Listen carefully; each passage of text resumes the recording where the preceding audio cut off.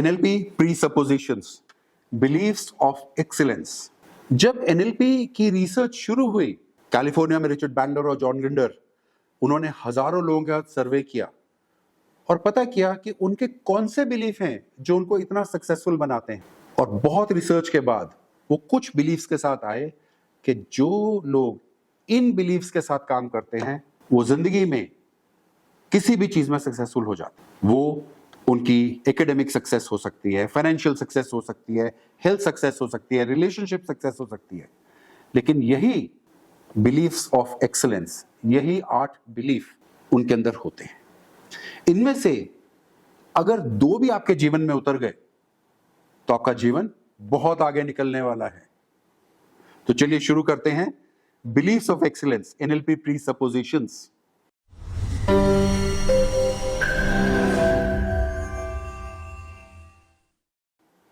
जैसा कि हमने कहा कि ये बिलीफ्स हैं, इसका मतलब बहुत क्लियर है कि इनमें से फैक्ट नहीं है ये। लेकिन जो भी इंसान इनको मानता है उसकी जिंदगी बेहतर होने लग जाती है।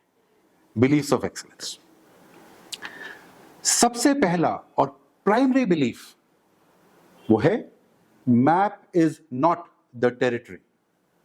Map is not the territory, क्या मतलब है इसका? देखिए, मैप एक नक्शा, एक किसी भी देश का कोई नक्शा होता है, वो उसका रिप्रेजेंटेशन होता है, ना कि देश की एक्चुअल टेरिटरी। ऐसी ही आपकी सोच है। अगर एक किसी सिचुएशन में आप मौजूद हैं वहां पर और आपको जो भी दिखाई दे रहा है उसको आप अपने बिलीफ्स, वैल्यूज, मेमोरीज, एटीट्यूड्स और डिसीजंस के हिसाब से परसीव करते हैं, उससे आपका एक मेंटल मैप क्रिएट होता है। लेकिन एक ही सिचुएशन में अगर 4 लोग अलग अलग सोच से उस सिचुएशन को देख रहे हैं तो उनके मैप्स अलग अलग होंगे। कई बार आपने देखा होगा, कभी अपने दोस्तों के साथ या अपने परिवार में, एक ही सिचुएशन पर 2 लोगों का अलग सोचना होता है। उनको शायद मेमोरी भी अलग होती है। शायद कभी आप अपने किसी साथी के साथ एक हॉलिडे पे गए हो, वापस आने पर पूछें क्या याद है, तो 2 लोगों को अलग अलग चीजें याद होती हैं। ये है मेंटल मैप्स। मेंटल मैप्स बनते हैं आपके बिलीफ्स, आपकी वैल्यूज, आपकी मेमोरीज, आपके एटीट्यूड्स और आपके डिसीजंस के साथ। एक सिंपल एग्जांपल समझते हैं। मान लीजिए आप एक रोड क्रॉस कर रहे हैं, एक रेड लाइट क्रॉसिंग के ऊपर आप रुके हुए हैं और वहां एक लड़का एक फ्लोरोसेंट ब्लू शर्ट पहनकर और एक पर्पल पैंट पहनकर सड़क के बीच में डांस कर रहा है। एक इंसान देख रहा है, वो कह रहा है अरे वाह क्या मजा कर रहा है। दूसरा इंसान देख रहा है, कह रहा है शायद पागल हो गया। तीसरा इंसान कहता है शायद किसी चीज का प्रमोशन कर रहा है। वो एक ही इवेंट को देखकर ये तीनों लोग अलग अलग मेंटल मैप्स क्रिएट कर रहे हैं जो उनके बिलीफ्स और उनके एक्सपीरियंसेस पर बेस्ड है। तो इनमें से कौन सा गलत हुआ? कोई भी नहीं, सब अपनी जगह सही है। Map is not the territory. जो आप सोचते हैं वो आपकी सोच है, वो सच्चाई नहीं है, वो रियलिटी नहीं है। तो जो आप समझ रहे हैं उसको अपनी समझ मानिए। जो लोग सक्सेसफुल होते हैं वो मान के चलते हैं, वो समझते हैं इस बात को कि जो मैं सोच रहा हूं वो अपनी जगह मेरे लिए सही है, दूसरे के लिए कुछ और सही हो सकता है और वो बिल्कुल ठीक है। Map is not the territory. अब सेकेंड बिलीफ ऑफ एक्सीलेंस पे आते हैं। We respect each others model of the world. जिस तरह हमने समझा map is not the territory और सबके अपने मेंटल मॉडल्स होते हैं, मेंटल मैप्स होते हैं, दुनिया को देखने का नजरिया होता है। जब हम एक दूसरे के मेंटल मैप का, मेंटल मॉडल की रिस्पेक्ट करते हैं तो रैपो और बेहतर होती है और आप लोग एक साथ आगे जा सकते हैं।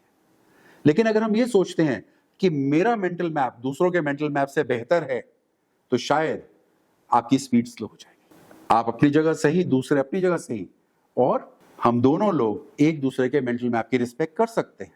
इस तरह से सक्सेसफुल लोग सक्सेसफुल टीम्स बिल्ड करते हैं। We respect each others model of the world. Third, the meaning of communication is the response you get. जैसा हमने समझा map is not the territory और हम सब लोग अलग अलग सोच से चलते हैं, अलग अलग बिलीफ्स और वैल्यूज से चलते हैं। तो मान लीजिए 2 लोग बात कर रहे हैं, ए और बी, और ए ने कहा जो उनको ठीक लगा, बी को जो समझ में आया उस कम्युनिकेशन का मतलब वो होगा जिसके हिसाब से वो रिस्पॉन्स कर रहा है। कई बार आपने देखा होगा 2 लोग चलते हैं और कहते हैं आपको मेरी बात समझ में नहीं आ रही है। ऐसा नहीं है कि उनको समझ में नहीं आ रही है, शायद हमें समझाना नहीं आ रहा है और वो समझाने के लिए हमें उनके मेंटल मैप में स्टेप इन करना है, उनके बिलीव्स और वैल्यूज के हिसाब से उस बात को कहना है कम्युनिकेशन को कंप्लीट करने के लिए। इसको हम कम्युनिकेशन डिजाइन बोलते हैं। कम्युनिकेशन डिजाइन कंप्लीट कब होता है? जब आप कोई बात कहें और आपको अपना मनपसंद रिस्पॉन्स वापस घूम के मिले। जैसे एक वो बॉल होती है और उसको हम दीवार पे फेंकते हैं और वापस कैच करते हैं। आपकी कम्युनिकेशन वैसी हो तो बेहतर है, और उस कम्युनिकेशन के लिए समझना पड़ता है the meaning of communication is the response you gate. जो आपको रिस्पॉन्स चाहिए, अपनी कम्युनिकेशन को उस हिसाब से डिजाइन कीजिए। Fourth, there is no failure, only feedback. बड़ी मजेदार सी बात है। एक छोटा सा बच्चा है, वो चलना सीखने की कोशिश कर रहा है। वो अपने पांव पे और हाथों पे क्रॉल कर रहा है।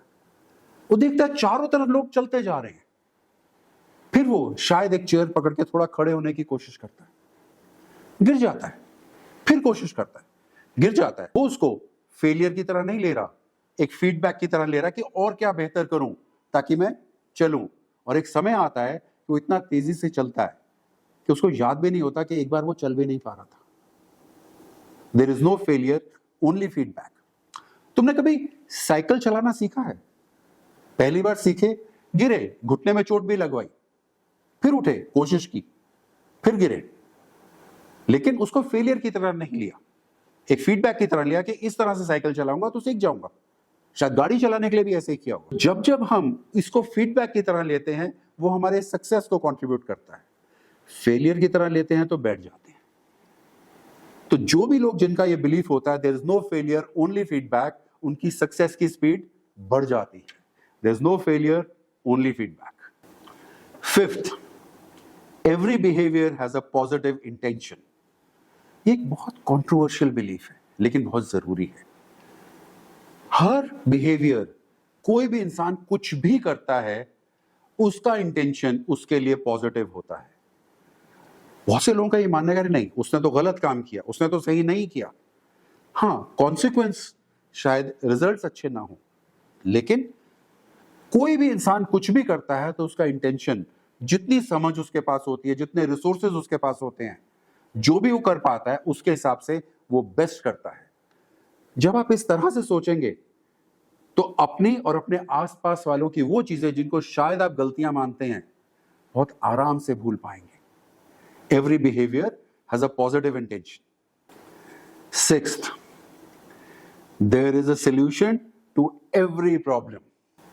ये माइंडसेट, ये बिलीफ मदद करता है सॉल्यूशन माइंडेड होने के लिए। जो भी इंसान का ये बिलीफ होगा कि मैं हर प्रॉब्लम, हर समस्या का सॉल्यूशन निकाल सकता हूं, उसकी सक्सेस के चांसेस, सक्सेस की प्रोबेबिलिटी बहुत बढ़ जाती है।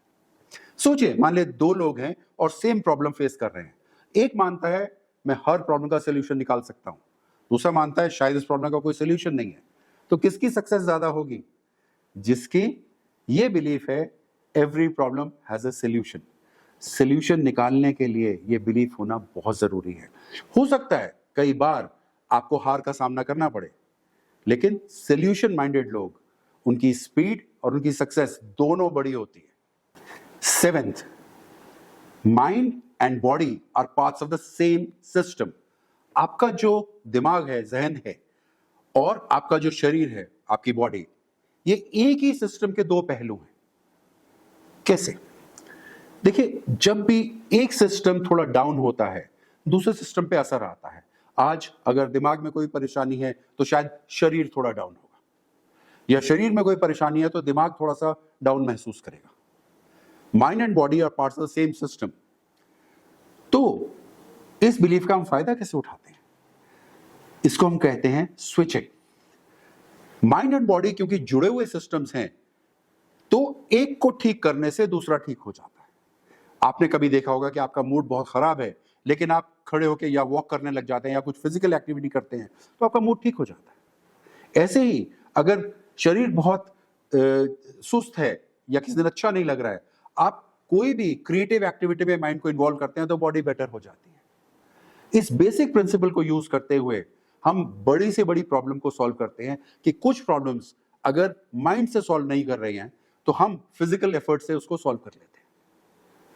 कुछ प्रॉब्लम्स अगर फिजिकल एफर्ट से सॉल्व नहीं हो रही तो हम मेंटल एफर्ट से उसको सॉल्व करते हैं। और दोनों को लगातार शार्प करना हमारी जिम्मेदारी है अपने प्रति। Mind and body are parts of the same system, keep them both sharp. और यहां हम आते हैं 8th बिलीफ, जो बहुत इंपॉर्टेंट है। You have all the resources and you can generate more. आपके पास आपके रिसोर्सेज जो भी आप चाहते हैं उसके लिए हैं। वो आपके दिमाग में हो सकते हैं, वो आपके आसपास हो सकते हैं, वो पैसा हो सकता है, वो ताकत हो सकती है, वो सोच हो सकती है, वो आपके साथी हो सकते हैं। हर इंसान के पास सभी रिसोर्सेज होते हैं, बस उसको नजर उठा के उनको देखना होता है और इस्तेमाल करना होता है। और आप और भी रिसोर्सेज जनरेट कर सकते हैं अपने गोल के हिसाब से। जिस भी इंसान का ये बिलीफ है you have all the resources and you can generate more, उसकी सक्सेस बहुत तेजी से आगे बढ़ती है। तो ये है वो 8 बिलीफ्स ऑफ एक्सीलेंस, एनएलपी प्रीसपोजिशंस जिनको हम कहते हैं, जो आपके जीवन में आपको आगे लेके जा सकते हैं। एक और खूबी है इन सब बिलीफ्स में, ध्यान से सुनिए, ये सभी बिलीफ्स आपके अपने लिए हैं, इसमें किसी और का कोई लेना देना है नहीं वैसे। इसीलिए इनको बिलीफ्स ऑफ एक्सीलेंस कहा जाता है। और पढ़ना चाहते हैं, मैं हूं आपका कोच आशीष सहगल। मिलते हैं और आगे एनएलपी पढ़ते हैं। Thank you. NLP, let me tell you how you can, but before that let me tell you what are the benefits of learning NLP. 1, letting go of limiting beliefs. 2nd, accelerate your success. 3rd, build better relationships. 4th, build better wealth. Well, the list is endless, but how do we do it? Well, we do it by removing limiting beliefs and helping you accelerate your success in the way you want. There's no one formula because each person is so unique. And with your uniqueness, with your resources, we help you build your life. It's also great learning for coaches, therapists, psychologists who will have tools to work with their clients. It is also great for trainers where you learn tools to train better. Plus, it has future path. You can go to masters and trainers levels. So it's time to learn NLP from the official licensed partners of American Board of NLP. I'm Ashish Sehgal and I've been teaching NLP for over 20 years now from this place in Gurgaon. And I welcome you, I invite you to be here with me and learn NLP. For more details, visit nlpauthority.com.